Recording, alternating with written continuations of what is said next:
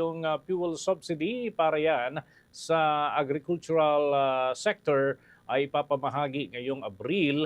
Alamin natin ang mga update dyan ni Bombo Angelo Aganan. Bombo Dennis, Bombo Ever, kinumpirma ng Department of Agriculture na sisimulan na ng ahensya ang pamamahagi ng fuel subsidy para sa mga magsasaka at mangingisda ngayong Abril bilang tugon sa patuloy na krisis sa langis.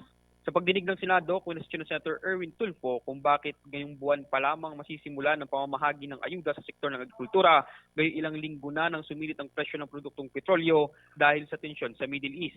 Matatandaan din na umaalma na ang ilang mga grupo ng agriculture sector dahil sa tagal ng subsidiya mula sa pamahalaan. Dahil ng mga magsasaka at mangingisda, malaking bahagi ng kanilang produksyon ay gumagamit ng langis kung kaya't isa sila sa pinaka-apektadong sektor sa pagtaas ng presyo ng petrolyo. Nagbabala naman ng grupo na kung hindi pa rin makakapagbigay ng ayuda ang gobyerno ay maaaring magkaroon ng problema sa seguridad ng pagkain sa bansa.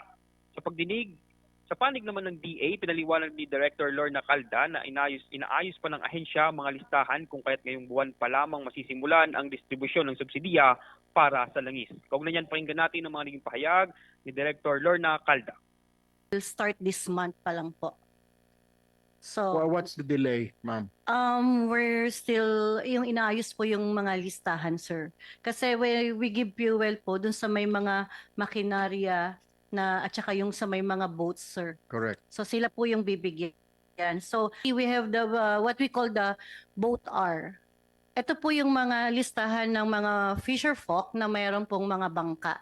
It's either motorized po or non-motorized. Meron pong listahan ng BIFAR na ganun, sir. Samantala, sinabi naman ng Department of Agriculture na may nakalaang humigit kumulang 100 million peso para sa fuel subsidy kung saan makakatanggap ang 14,000 na magsasaka ng tig 5,000 pesos habang 15,000 na mangingisda naman ang bibigyan ng tig 3,000 pesos.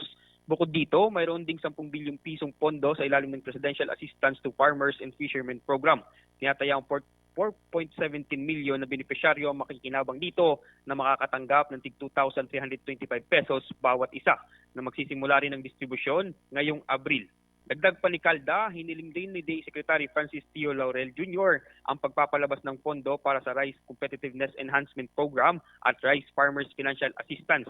Kapag naaprubahan, inaasahang makakatanggap ang bawat rice farmer ng 3,200 pesos bilang karagdagang tulong.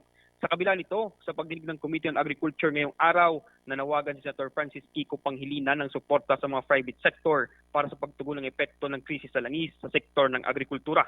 Ayon kay Pangilinan, malalagpasan lamang ng bansa ang krisis na ito sa pamamagitan ng pagtutulungan, kung kaya't hinihikayat ng senador ang pagkikipag-ugnayan ng gobyerno sa mga pribadong sektor. Kaugnay niyan, pakinggan naman natin ang mga naging pahayag ni Senator Kiko Pangilinan. And we believe, as you have heard earlier, in terms of who are here, the only way we can move forward is if we work together. Pag tayo po ay nagtutulungan, gobyerno at pribadong sektor. Hindi kaya ito ng gobyerno lamang.